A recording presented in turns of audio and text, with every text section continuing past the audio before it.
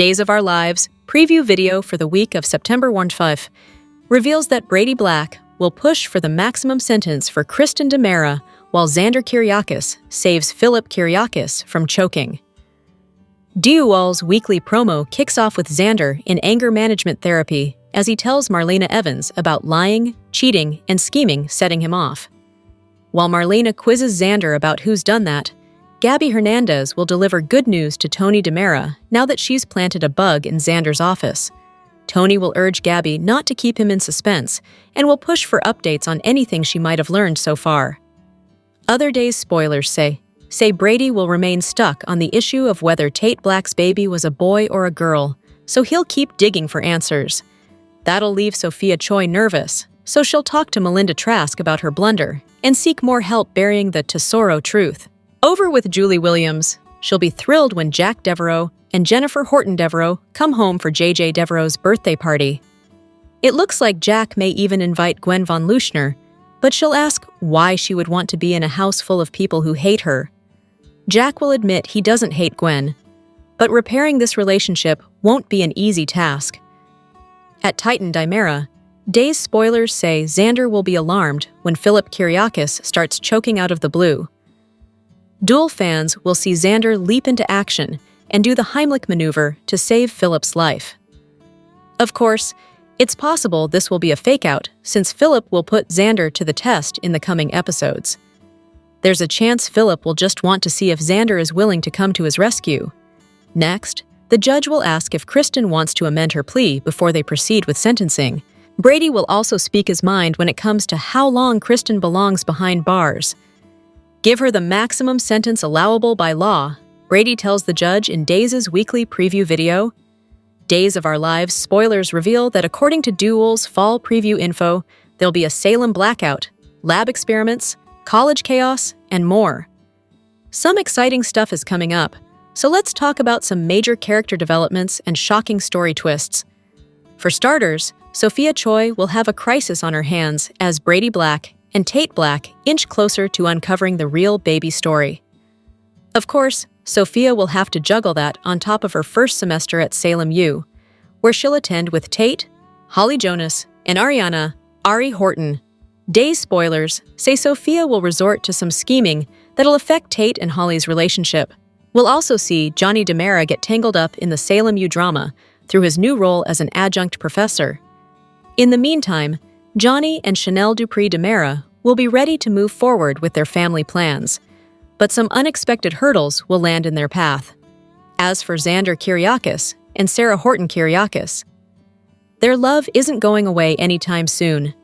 Even so, Sarah and Xander have some separate personal issues to tackle before they can even think about a romantic path forward.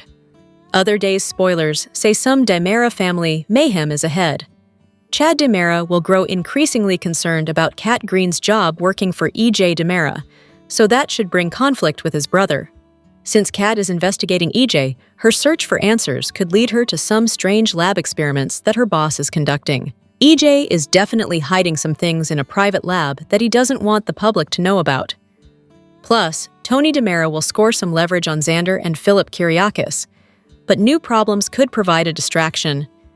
There'll be a major mystery that affects the DiMera clan and causes some dangerous circumstances.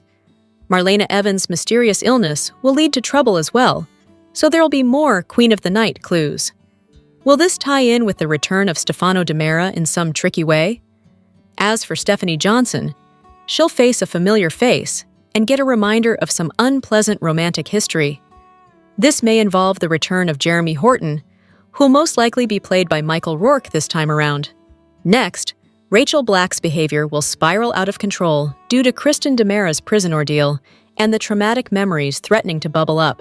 Days spoilers say Rachel will have a meltdown that puts someone's life, or perhaps even multiple lives, at risk. At some point during the autumn season, darkness will fall over Salem. It sounds like a blackout is on the way, so that'll bring some surprising temptation and some big reveals. Naturally, Halloween and Thanksgiving festivities will be part of the action. Duel is also building to a 60th anniversary celebration this November, involving a hospital gala, which will pave the way for an umbrella story down the road. Jack Devereaux and Jennifer Horton Devereaux will head back to Salem along with Marie Horton, Nee Soin, Mike Horton, Boss D. Will Horton, D. Lucas Horton, and Steve Olson. Days confirms the return of Eli Grant, Lonnie Price Grant, Andrew Donovan, Paul Narita, Eric Brady, and Sammy Brady in the coming months. Days of Our Lives, spoilers for Monday, September 1st, reveal that Aaron Green will return while Chad Dimera comes to Thomas Dimera's rescue. Brady Black will also reel over a lie, so here's what Duel fans can look forward to in Salem. For starters, Days spoilers say Brady will realize the adoption attorney info wasn't legit. Now that Brady is meeting with the woman who supposedly handled the case, she doesn't recognize Tate Black's name at all. Brady will get confirmation on Monday's Days episode that this lawyer wasn't involved in the adoption of Tate and Sophia Choi's baby. It'll let Brady know he has to dig deeper and find out what else Sophia is lying about. Over with Marlena Evans, she'll have some kind words about Tate. Since Tate has been supporting Sophia while juggling his renewed relationship with Holly Jonas, Marlena may think he's handling it all quite well. That's especially true since Tate still has some complicated feelings about the adoption and the fact that he never met his baby. Marlena will be impressed over Tate's maturity and resilience through all this. Other Days spoilers say Aaron will come home to a celebration.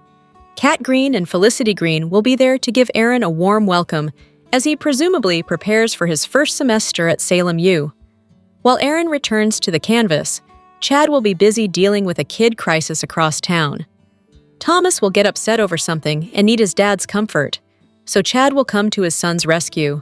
Chad will always miss Abigail Dimera and wish she could be around to help raise the kids, but he's done a great job in her absence. That'll continue to be the case in Monday's show when Chad consoles Thomas and ultimately lifts his spirits. After an explosive confession in court to save her daughter, it's time for Kristen to pay the piper, so to speak. That and more is teased in the latest Days of Our Lives preview, which has Brady on the verge of discovering Sophia's big lie and covering up where her and Tate's baby really is.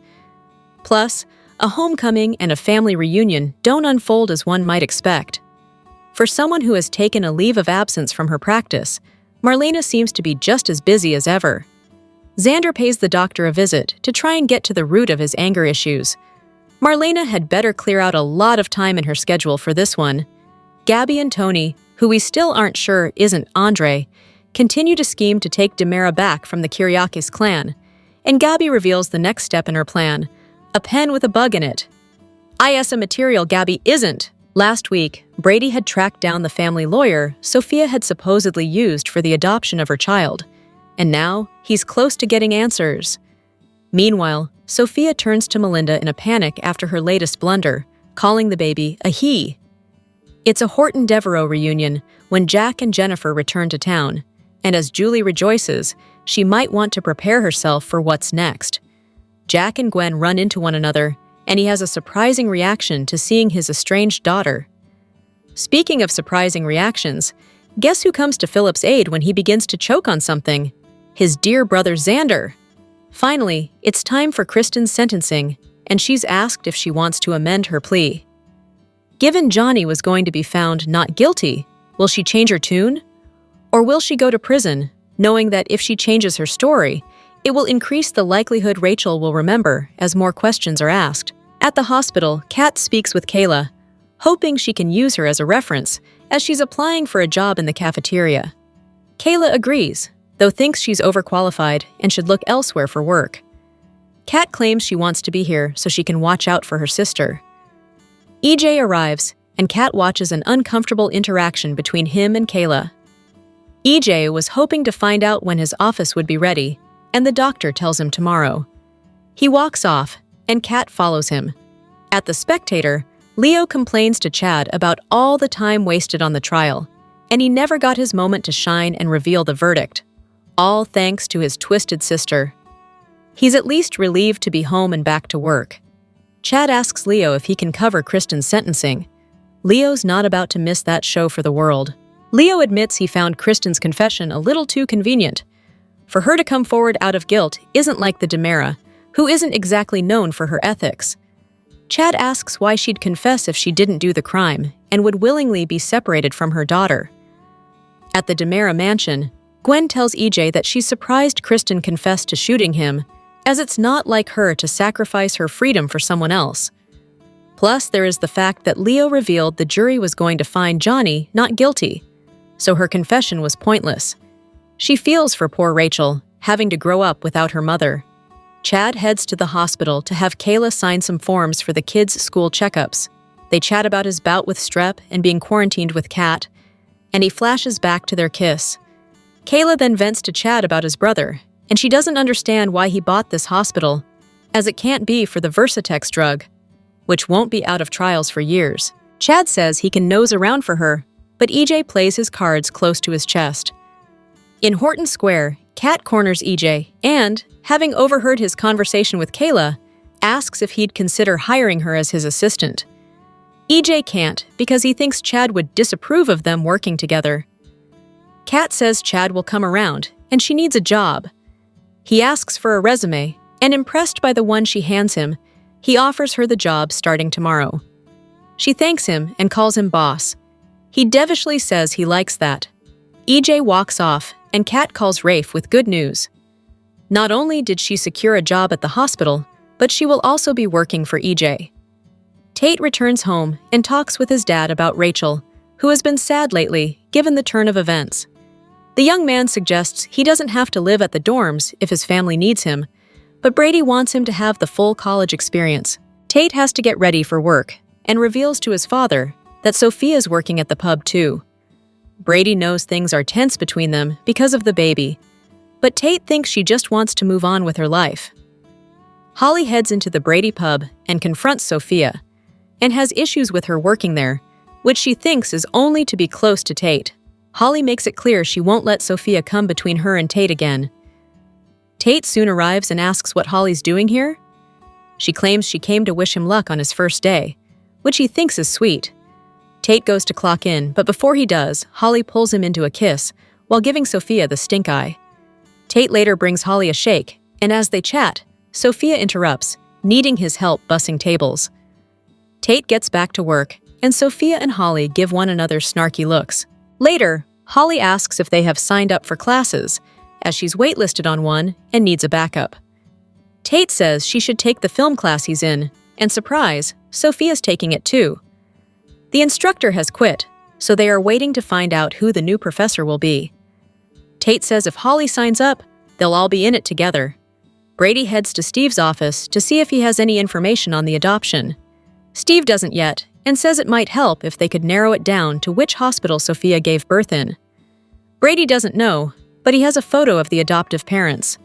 Steve feels he can do a search on them online. Steve could also use a copy of the birth certificate, but Brady fears asking Tate or Sophia for one would rouse suspicions. There may be another way to get it, though. They look up the name of the family lawyer that was supposedly used in the adoption, and Brady calls her. It goes to voicemail, so he leaves a message looking for information on an adoption she handled recently. Steve heads to the hospital to discuss a case with Kayla. He asks if she ever treated Sophia while she was pregnant. She did, but can't talk about it, as he knows. He explains Brady is suspicious that Sophia isn't telling the truth to Tate about the adoption, and also believes Sarah also knows something she's not saying. He asks if there is anything Kayla can do. Leo runs into Gwen and sees she has shopping bags and snarks that she's spending all Dimitri's money. They exchange insults, and Leo claims that had Dimitri not written him that Dear John letter, then he never would have met Javi. Gwen tells him that he and Dimitri are backstabbers and can both rot in hell. Leo can see that she seems miserable. She asks why it's his concern. Leo admits he cares about her, and he wishes they could be friends again. Gwen doesn't, and insists he was never her friend to begin with, given what he did to her. Leo wonders why she's staying in town when everyone hates her. Gwen says he'll find out soon enough, and to enjoy his happiness while it lasts. She then skips off. Brady arrives at the adoption lawyer's office. Gwen returns to the mansion with all her purchases, and EJ offers her a drink. She asks about his day, and he relays that he finally has an office and has hired Kat as his assistant. Gwen says Kat is her new friend, perhaps her only one, given Kristen's being sent off to make license plates. In Horton Square, Kat tells Rafe over the phone that she's in the perfect position to solve everything. Suddenly, Chad appears, and she pretends to be talking to her mom. Chad heard mention she got a new job, and she tells him it's with EJ. Chad insists she can't take the job, as EJ has a way of hurting people, even if he doesn't mean to. Chad offers to get her another job, but she asserts that she can take care of herself. He tells her that he tried to warn her and walks off. At the pub, Leo walks in, pushing the baby in the stroller, and asks Sophia and Tate for a table for two. Sophia becomes nervous and turns her back, as Holly dotes over the baby. Tate can see that the presence of a baby is upsetting Sophia and suggests she take a break. She cries how hard it is to be around babies, and he comforts her. She and Holly again exchange looks as Tate embraces Sophia. At the hospital, Kayla reports back to Steve after looking into Sophia's records. She tells him that he's always been a man with good instincts, and that's all she can say. Finally, at the family lawyer's office, Brady arrives, and she says she just got his voicemail and was about to return the call. He explains he had pressing questions about the adoption she handled for his son, Tate Black.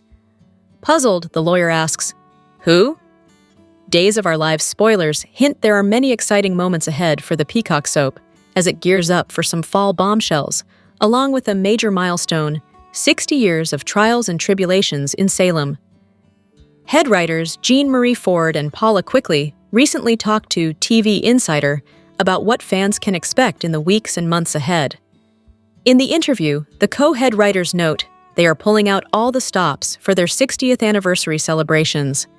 The episode will showcase a gala that will honor Tom Horton and his impact on the little town. Of course, it wouldn't be a day's milestone event if some favs didn't return, so fans can expect to see the likes of Mike Horton, Jack Devereaux, Jennifer Horton Devereaux, Sammy Brady, Lucas Horton, Dime, Will Horton, Steve Olson, Marie Morton, Lonnie Price Grant, Eli Grant, Eric Brady, Andrew Donovan, and Paul Narita. In addition, the writers tease that EJ DiMera will cause drama as the new hospital owner and organize some mysterious experiments in a personal lab. In addition to EJ's lab experiments, the fallout of his shooting and learning that Rachel Black was behind it will continue to unfold. The writers tease that before winter hits, Rachel will have another mental health meltdown that places her life in danger. In addition, Marlena Evans won't be able to deal with the truth about Rachel, and her health will take a stunning turn. EJ will also be at the center of a love triangle. Word has it, Kat Green will pursue EJ. However, as Chad DiMera has caught feelings for her, this will cause massive friction between the brothers and conflicted emotions for Kat and Chad. Tony DiMera will remain focused on getting DiMera Enterprises back, but this mission places the entire family in danger. In addition, Brady Black will inch closer to the truth about Sophia Choi and Tate Black's baby. However, this will push Sophia to her limits. Finally, the writers hint about secrets being spilled during a night that Salem blacks out. So, it sounds like a chilling fall up ahead for Duel fans. Days of Our Lives spoilers suggest that even though Sarah Horton Kyriakis and Xander Kyriakis have called it quits, one thing that they can agree on is the love they have for their daughter, Victoria Kyriakis. The character was recently recast as twins Amelia and Kennedy Heilman stepped into the role, and their on-screen mom, Lindsay Godfrey, recently talked about the steps she takes to ensure actor kids form a connection to help when filming scenes. Soap kids seem so comfortable in front of the camera and in scenes, and truly form a bond with their on-screen parents. Godfrey talked to Soap Opera Digest about how important it is to establish a rapport with the children working on the show. In fact, both she and Paul Telfer will go knocking on the twins' dressing room door when they are on set to say hi and enjoy some fun before shooting. Godfrey has experience with kids, not only because she's a mom herself, but she was a nanny and once taught Mommy and Me classes. Godfrey explains that Duel supports their actors playing with their on-screen children before the cameras are rolling to get the kids comfortable with their colleagues. While Godfrey has experience with children, Telfer is new to kids. However, the twins took to their on-screen dad right away. The onset of bonding is as complicated as one would think. Godfrey explains it really is just playing with the twins and getting them to laugh. She adds that they love it when she pretends to be a horse, and she and Telfer will gallop around. The girls also enjoy when they play with their dolls. Godfrey adds, "A lot of times it's just us chasing after them and spinning them around, and their parents are super cool." The actress also notes, "The show pauses for at least 30 seconds to a minute when we first get them on set, so that I can get them going, ready to play, and have fun. These kids are super affectionate too. They come running to you. They love giving out hugs. It is so cute." With the ISA's help, Steve figured out that Philip's letter was a forgery, but Stephanie convinced him to keep quiet about it for the greater good. Stephanie also had a good suggestion for Xander to shore up the Titan-Demera merger by legally legitimizing Philip's place in the company. It's interesting because things are aligning to solidify Philip and Xander's positions, and story-wise, it's good because they'll continue to have to deal with each other until eventually they get over their animosity. Stephanie's book, One Dark and Stormy Night, is starting to become a hit in Salem. How long before we see someone following Stephanie because they recognized some of the scenes in her book? We saw people all over Salem enjoying it, so as it spreads like wildfire, Stephanie's life could be in danger. As a result, Steve quit working for Gabby, but she said to herself afterwards that she wouldn't give up. She would later put a pen that doubles as a recording device on Xander's desk, so that's going to explode as well. Susan Banks said she didn't get any vibes from Kristen that she was the shooter, but she did continue to get bad waves around Marlena, who seems to vacillate between believing Susan and denying her powers are legit. Marlena has been taking her warnings to mean she's having a physical health scare of some kind, but Susan said the dark waves she was getting were about Marlena's body, mind, and spirit combined. Perhaps it's a spiritual crisis tied to the return of Stefano. Kat managed to talk EJ into hiring her as his personal assistant. Now she's got an in for her investigation with Rafe into what EJ is actually up to. There's a good possibility that he's in league with some nefarious characters, Tony/Andre included, to bring Stefano back. Brady followed his instincts and went to Steve for help in figuring out what really went down when Sophia supposedly gave her baby up for adoption. Brady has the makings of a great PI, and he finally encountered the lawyer who supposedly brokered the adoption. Shockingly, she told him she never heard of Tate. This whole baby thing is going to explode sooner than I expected, and there's going to be damage everywhere in Salem. Brady saw right through Kristen when she gave him her song and dance about why she shot EJ. He knows something is up, and his instincts are good. He's also been putting together the Sophia adoption thing, which hasn't been sitting well with him. I was glad he went to Steve for help because I was going to suggest that he leave Basic Black and join Black Patch as a new PI. He'd be very good at it. Stephanie was discussing PR strategy with Xander in case Philip's fraud becomes public knowledge. She advised Xander to name Philip as co-CEO, making it official. While Xander kind of poo-pooed the idea, she explained that if the truth did come out, it would be beneficial if Xander secured Philip's position at Titan-Dimera. Otherwise, Philip might tell the cops that Xander beat the crap out of him. What makes this a loose end for me is that I don't understand it. I thought the judge ruled that Xander and Philip had to split everything, including the company. Wasn't that official enough? At one point, when Marlena was talking to Rachel, the little girl stated with certainty that Kristen didn't shoot EJ. She didn't know why she felt that way, so it must have been her subconscious informing her of that. I feel that eventually, she's going to remember what happened and have enough courage to be the one to confess. When Gwen and Kat bumped into each other for the first time, Gwen had just come from giving blood and admitted she was a little off because of it, and reasoned that was why she was given a juice box, although she'd rather have a mimosa. Kat said drinking probably wasn't a good idea when giving blood, and Gwen retorted, "I was joking, Denise Do-Right." That was a play on the cartoon character, Dudley Do-Right of the Mounties, created by Jay Ward and a few others. The character's short cartoons appeared as a segment on The Adventures of Rocky and Bullwinkle and Friends. Leo and Javi were walking the baby, and Javi mentioned his abuelita's menudo, to which Leo asked, "So was the boy band named after the soup, or—" "Never mind."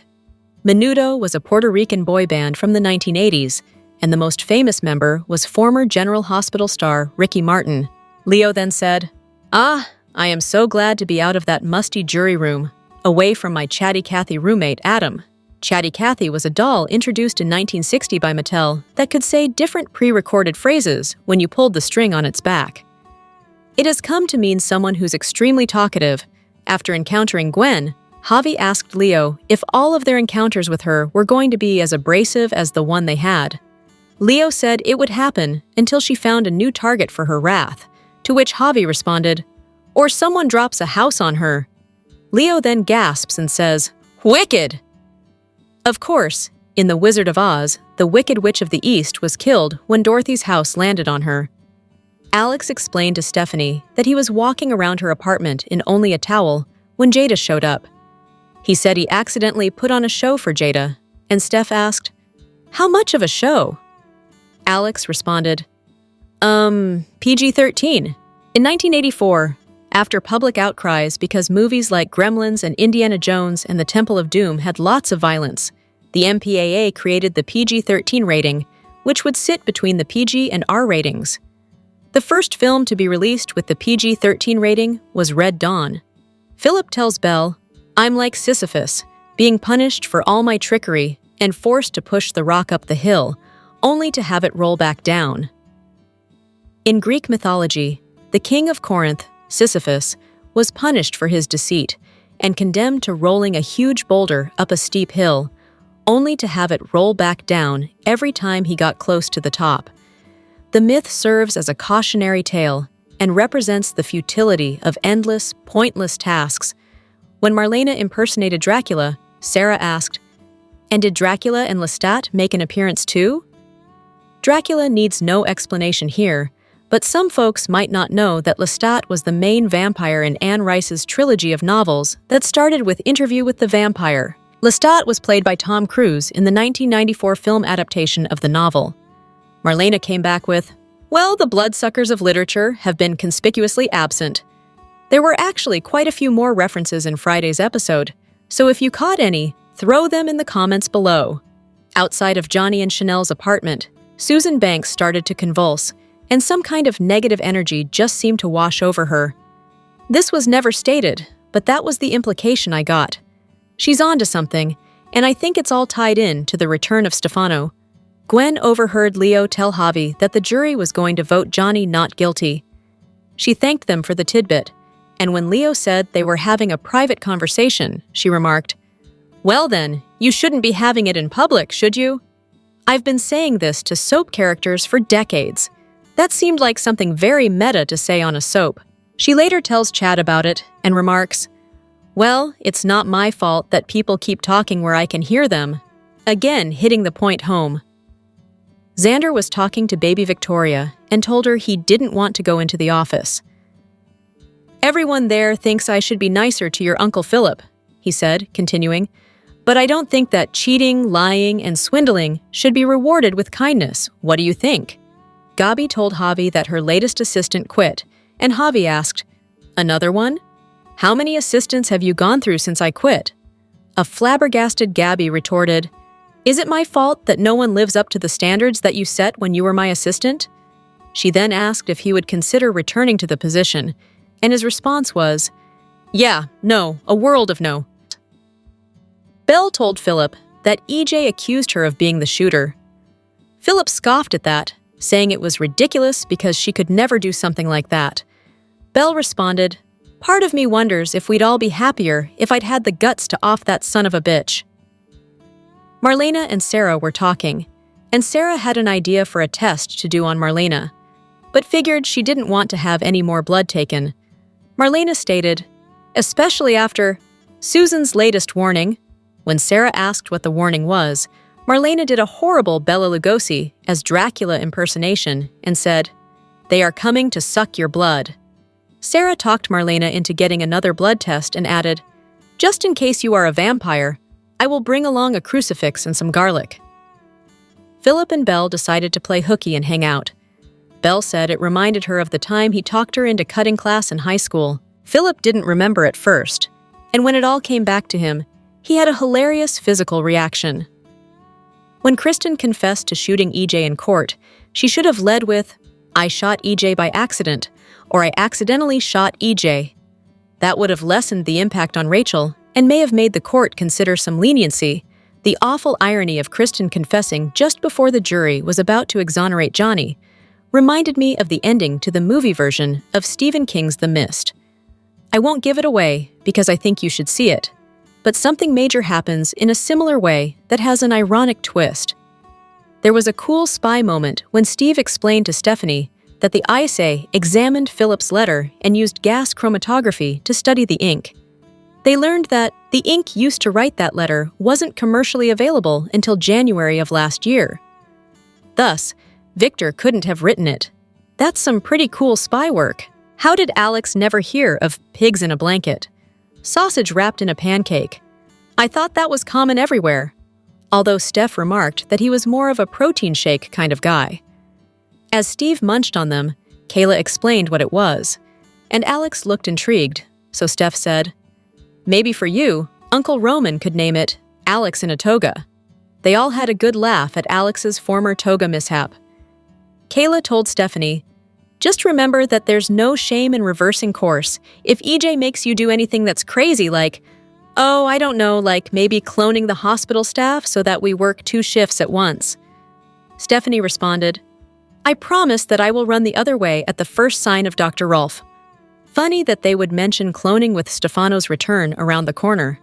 Unless they transplant his consciousness into another person, EJ may have taken the hospital over for real cloning experiments in an effort to bring Stefano back. That could be why the ISA and FBI have joined forces to find out what he's up to at the hospital. Salem University offered Johnny a job as a professor, and Tate, Sophia, and Holly are all probably going to take his class. What hijinks await? Days of Our Lives star Eric Martsolf brought more than rage to his performance this week when his character, Brady Black, ripped into his ex, Kristen DiMera, following her confession to shooting EJ. The actor added nuanced choices to his acting, elevating the terrific material he was given to play in the process. The week began on Days of Our Lives with Brady visiting Kristen in her jail cell. He had every reason to be angry with her as her actions affected their daughter, Rachel. But the beauty of the complicated relationship that Brady and Kristen share is that he knows that there's always something more going on with the DiMera goddess. "How could you do it?" Brady asked. Having taken Kristen at her word that she did indeed shoot EJ, Brady called Kristen the monster that everyone had warned him to avoid. After Brady recounted that Kristen not only hurt Rachel, but also his nephew Johnny, who stood trial for shooting EJ, Kristen came forward a bit and told Brady that there was more to the story. A semi-suspicious Brady pointed out to Kristen that if she had killed EJ when she shot him, she never would have learned the whereabouts of her missing mother, Rachel. He knows the Days of Our Lives villainous to be calculating, but shooting EJ before getting that key intel would have been a serious misfire. Brady grilled Kristen like an attorney would. Step by step, he listened to her relay the sequence of events that led to the shooting. Martsolf played Brady processing the details as if he were Columbo, McLeod, and Macmillan all rolled into one. "Yeah," Brady groused. "I'm not buying it." Kristen doubled down, afraid to let Brady realize the truth, that Rachel was the culprit. "You're hiding something," Brady declared. Kristen shouting at her ex to stop this only piqued Brady's curiosity. She begged him to take care of Rachel as Kristen was going off to jail. "And whose fault is that?" Brady said, maintaining eye contact with his ex.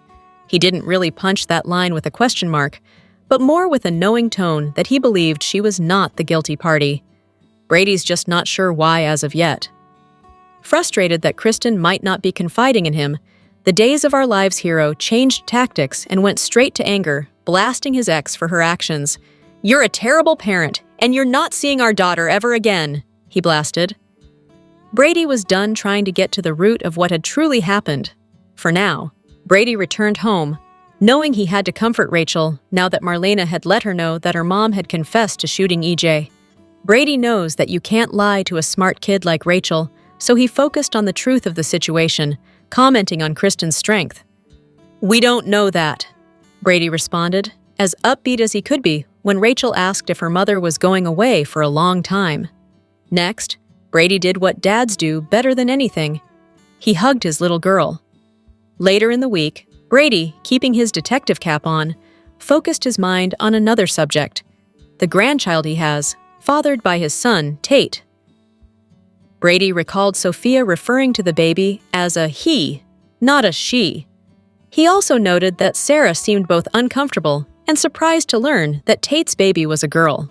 Martsolf plays his Days of Our Lives character as a man whose wheels are always spinning. He's not going to solve a case overnight, but Martsolf plays his character with enough savvy that viewers know there's going to be a positive resolution down the line.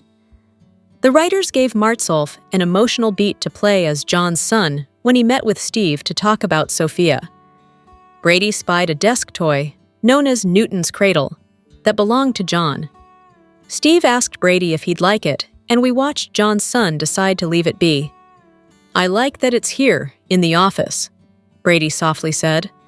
Brady had very little to go on regarding his concerns about Tate and Sophia's baby, mostly his gut. With Steve's help, he managed to track down Patsy McGowan, the attorney who handled his grandchild's adoption. Brady was intrigued by the lawyer, claiming not to know who Tate was. The week began on Days of Our Lives with Martsolf appearing in the show's prologue, attempting to get the details on one mystery, and in the tag of the last episode of the week, as Brady grew intrigued by another mystery. In Martsolf's capable hands, Brady Black is a father who is deeply concerned about his children, a lover who can't let go of the mother of his daughter, and a man who is aware that there's almost always more to the story than meets the eye. It's just a question as to which mystery he'll crack first, the one of Kristen's surprise confession, or the whereabouts and identity of his grandchild. Here's your Days of Our Lives recap for Friday, August 29th, 2025, when Leo and Gwen bickered, Sophia and Holly vied for Tate's attention, and Kat scored the perfect job. At the paper, Leo talked to Chad about writing a book about Johnny's court case. Kristen's confession. In my opinion, it was all too convenient, Leo said. "You don't think she did it?" Chad asked. Leo argued that he did not buy that Kristen came forward out of remorse. "So why would she confess?" Chad asked. In the Dimera living room, Gwen told EJ that she was amazed that Kristen had confessed to the shooting. "I suppose she just didn't want her nephew to take the fall for something she did," EJ said. Gwen noted that Kristen had confessed in vain because Johnny's verdict had been not guilty. And now she's going to spend decades away from her daughter. "Poor Rachel," Gwen said. At the penthouse, Brady was reading a news story about Kristen when Tate returned home from a run. Tate asked about Rachel. "Hoping time with Rachel's grandmother will help her open up her feelings a little bit," Brady said. Tate lamented that he had been unable to cheer up his sister. Concerned, Tate asked Brady if he should stay at home, but Brady encouraged Tate to move into the dorms as planned. Tate admitted to Brady that he was worried about working with Sophia. "That's interesting, son, considering I know things have been tense with you ever since Sophia gave up the baby," Brady said.